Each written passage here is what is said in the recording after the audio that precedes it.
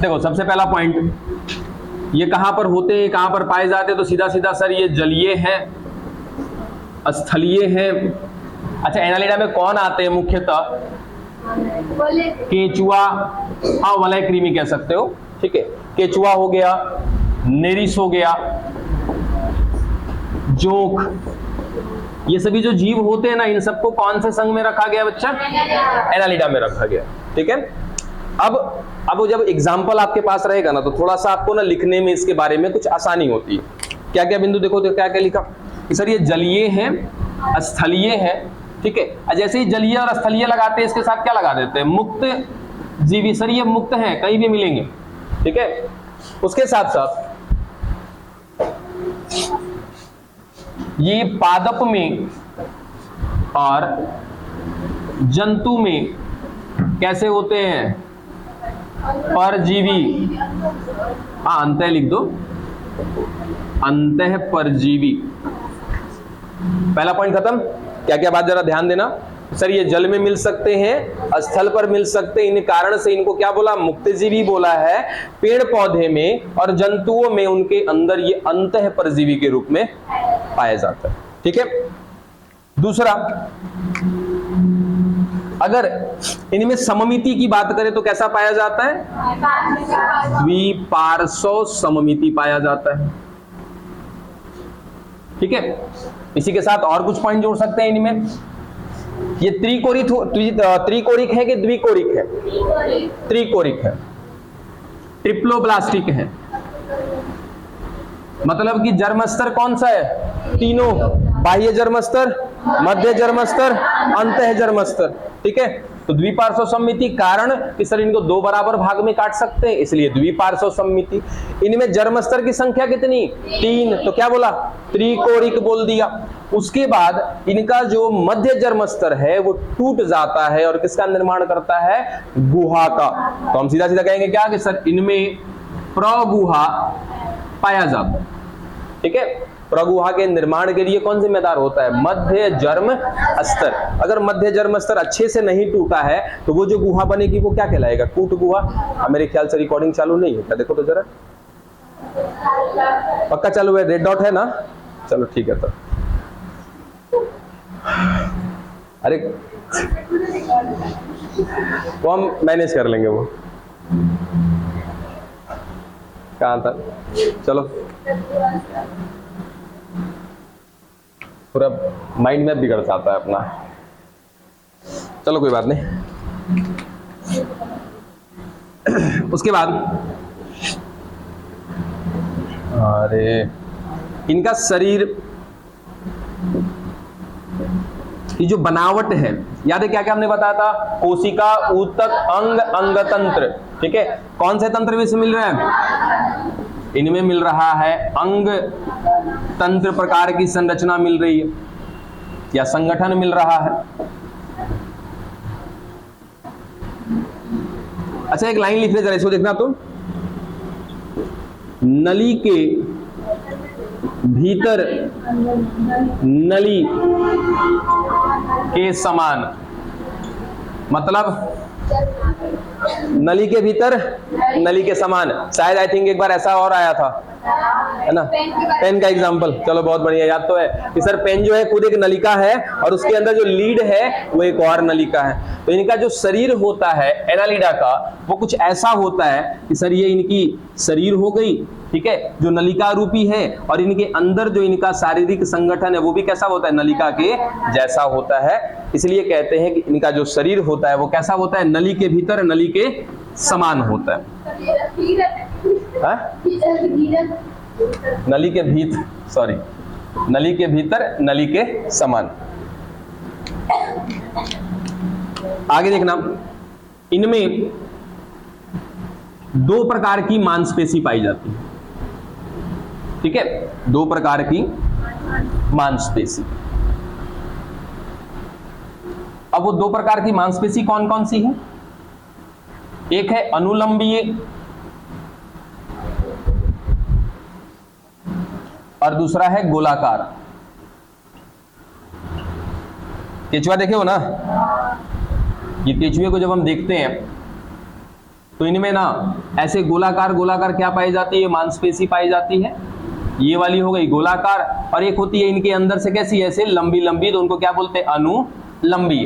केचुआ का चलता कैसे देखो कभी, सिकुड़ सिकुड़ के चलता है ना, कुछ ऐसा देखोगे अगर, बढ़िया तो ना है, कोई बात नहीं। देखो अगर इस तरीके से देखेंगे तो क्या करता है, ये पिछले वाले हिस्से को ऐसे सिकुड़ेगा और फिर आगे, फिर इस तरीके से, फिर आगे। ऐसा कैसे पॉसिबल हो पाता है, कैसे चल पाता है? देखो इधर, तो केचुआ अगर चल पा रहा है ना, तो उसके पीछे ये मांसपेशियां जिम्मेदार हैं।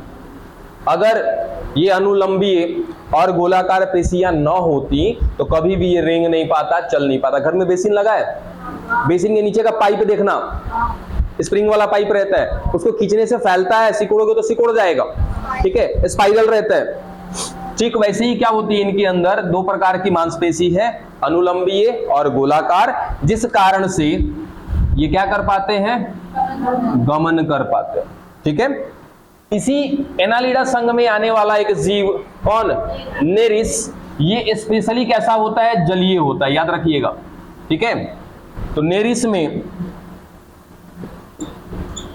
नेरिस कैसा है, ये मुख्य रूप से कैसा होता है, जलीय होता है नेरिस, स्वच्छ जल में मिलेंगे। ठीक है, तो नेरिस जो होता है, नेरिस में गमन करने के लिए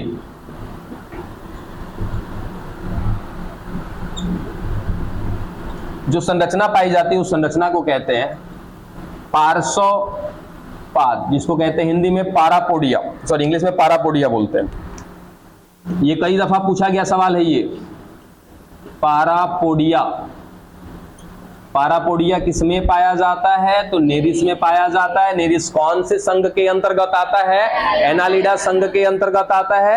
एनालिडा संघ में आने वाले जो जीव होते हैं उनमें मांसपेशियां कैसी होती है, अनुलंबीय और गोलाकार। इस अनुलंबीय और गोलाकार की वजह से गमन तो कर रहा है, लेकिन इसी संघ के कुछ ऐसे प्राणी हैं जिनमें ये वाली स्थिति की वजह से गमन नहीं होता है। तो किस वजह से गमन होता है, पार्श्वपाद के वजह से गमन करता है। अब कैसे गमन करता है, तो सर ये तैरता है इससे। क्यों, क्योंकि ये कैसा है, देखो तो यहाँ पे साफ लाभ दिखा था, कैसा है ये, जलीय। इसको देखो क्या नाम है जो उसका, कनगोजर बोलते हैं उसको, क्या बोलते हैं, वो नहीं, कनगोजर नहीं देखो तो बरसात उसात में दिखाई देता है, जिसको हम लोग कहते हैं राम जी की सवारी, है ना। ठीक है, उसका देखो नीचे बहुत सारा पैर रहता है, ठीक वैसा ही रहता है बच्चा आपका नेरिस। बस अंतर इस बात का है कि नेरिस कहां पे रहता है, पानी में रहता है। तो पानी में उसी पैर की वजह से वो चल पाता है, तैर पाता है। उस पैर को क्या नाम दिया जाता है, पार्श्वपाद या पारापोडिया का नाम दिया जाता है। मिटाएं क्या इसको, कोई दिक्कत है बच्चा, यहां तक देख लेना एक बार। किसी को समस्या होगी किसी पॉइंट में तो पूछ लेना, और जो बच्चे नए हैं उनको तो पल्ले नहीं पड़ रहा होगा ये सब चीज। हाँ हाँ, एनालिडा संघ के जीवों में ही पाया जाता है। ठीक है, अब सोचो क्या कभी ऐसा हुआ कि हम लोग रहेंगे ऐसे सिकुड़ सिकुड़ के, नहीं ना। चलो ठीक है, मिटाएं इसको।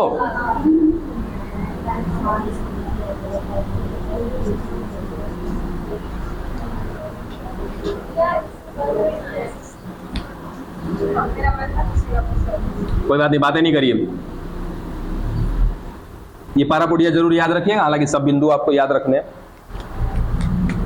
आगे अगर हम इनके तंत्रिका की बात करें बच्चा, तंत्रिका समझते हो सभी लोग कि तंत्रिका हमारे शरीर की या किसी भी जीव की वो संरचना है, वे कोशिकाएं हैं जो कहीं ना कहीं हमारे आसपास हो रहे संवेदनाओं को ग्रहण करने का काम करती हैं और उससे जुड़ी हुई सूचना हमें देती भी है, बताती भी है। ठीक है, चलो तो इनमें कैसा होता है, ये रहा सपोज आपका एक केचुआ। तो केचुआ का जो शीर्ष भाग होता है ना, उसके शीर्ष भाग पे तंत्रिका का एक गुच्छा होता है, ठीक है, जिसको नाम दिया जाता है तंत्रिका वलय। ठीक है, और इस तंत्रिका वलय से लंबी लंबी तंत्रिकाएं निकली होती हैं जो इनके पूरे शरीर में इस तरीके से फैली हुई रहती है। ठीक है, तो क्या लिख देंगे इसके लिए कि सर जो इनका तंत्रिका है, ये तंत्रिका इनके सिर में क्या बना रही है, तो तंत्रिका वलय बना रही है। जो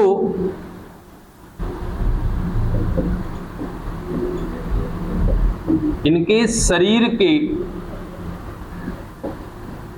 अनुलंबीय प्रसारित है। प्रसारित है मतलब कि फैली हुई है। ठीक है, चलो आगे।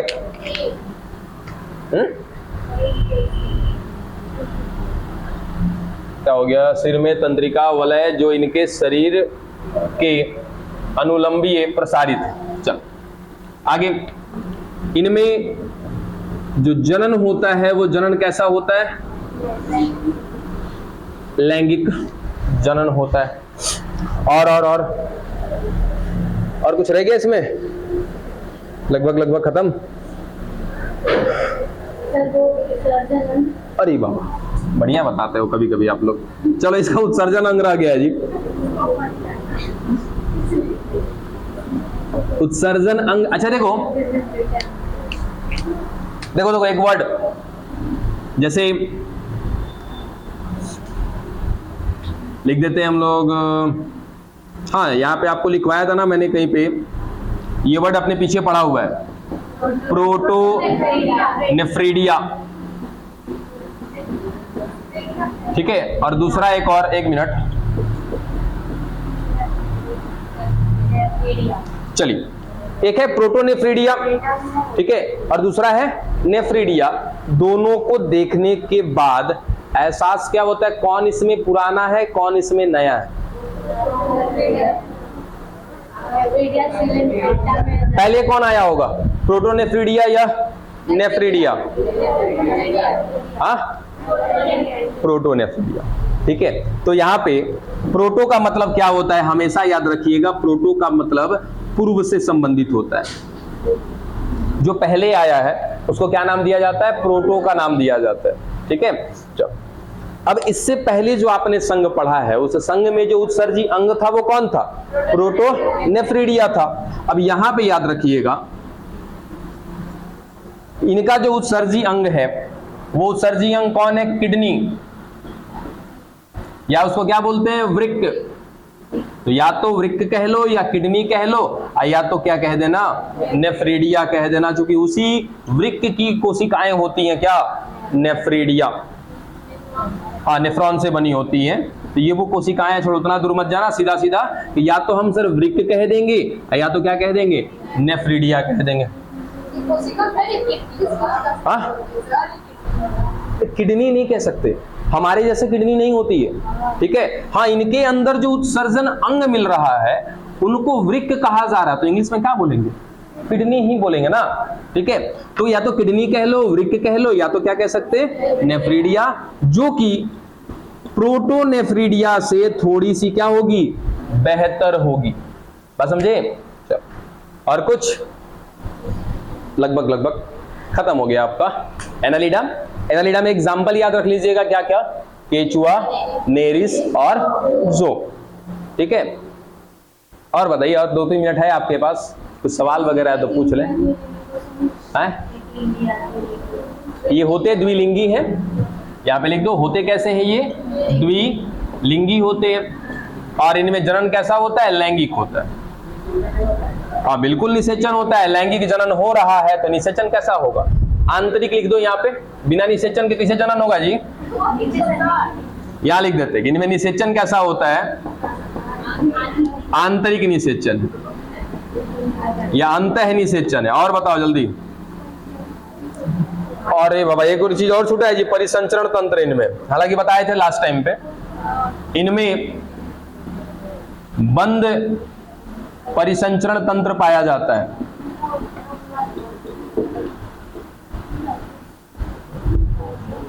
अच्छा, लास्ट टाइम बताए थे कि बंद और खुला में अंतर क्या होता है? परिसंचरण माने सर, अगर हमारे हमारे शरीर में तरल पाया जाता है 2 प्रकार का, एक को कहते हैं रक्त, दूसरे को कहते हैं लस्सी का।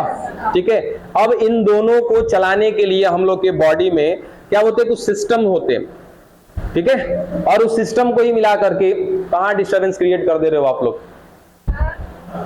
इधर हम लोग के बॉडी में जो तरल मिल रहा है, वो तरल चाहे रक्त है या लस्सी का है, उसको हम लोग के शरीर में घुमाने के लिए एक सिस्टम है। उसी सिस्टम को क्या कहते हैं हम लोग? परिसंचरण तंत्र कहते हैं। अब ये सिस्टम होता है कितने प्रकार का? 2 प्रकार का।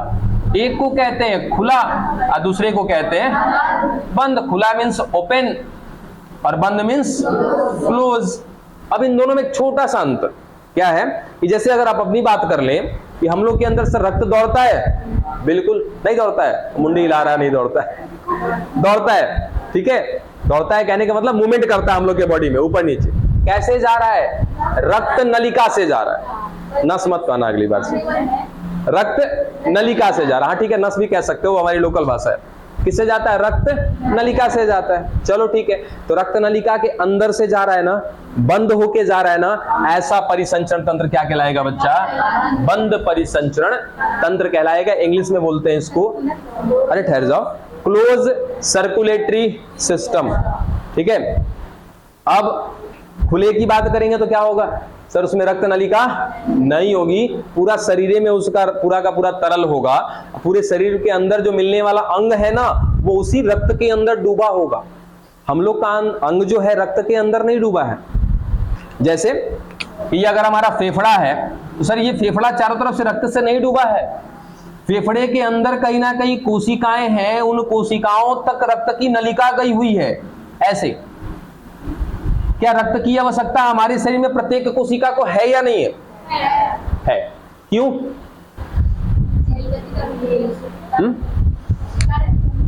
कार्य करने में रक्त की क्या भूमिका है? कोई यदि कोशिका कार्य कर रही है, उसके कार्य करने के दरमियान रक्त की क्या भूमिका है? क्यों? हाँ, ये बात हुई कि रक्त क्या है बच्चा? माध्यम है। यदि हम कोई भी भोजन करते हैं, जैसे हमने दाल खाया, दाल में क्या था? प्रोटीन। हमने खाया, पेट में गया, एंजाइम मिल रहा, उसका पाचन हुआ, आगे चल के उसको आंत में भेजा गया, वहां पर क्या हुआ? उसका अवशोषण हुआ। प्रोटीन में क्या मिलते हैं? अमीनो एसिड होते हैं, अमीनो अम्ल होते हैं। उनको अवशोषित करके कहां डाल दिया जाएगा? रक्त में डाल दिया जाएगा। अब वो रक्त क्या करेगा? पूरे बॉडी में घूमेगा, एक एक कोशिका को क्या करेगा? हमारे रक्त को ले जाकर के दिया जाएगा। उस रक्त में से जो भी चीजें जरूरत की है उनको लेकर के रख लिया जाएगा, ठीक है। चलो यहां देखो, बंद वाली बात समझ में आ गई कि रक्त नलिका से यदि रक्त जाएगा तो क्या कहलाएगा?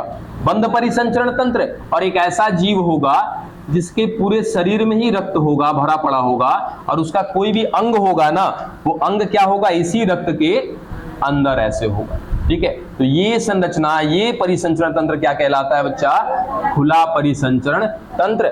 एक रहा था सवाल आपका कि सर किन में पाया जाता है ये शब्द कहां पर आया है? एनालिडा में। इससे पहले आपने जितना भी पढ़ा ना, उनमें ध्यान रखिए कैसा होता है? खुला प्रकार का परिसंचरण तंत्र। बात समझे?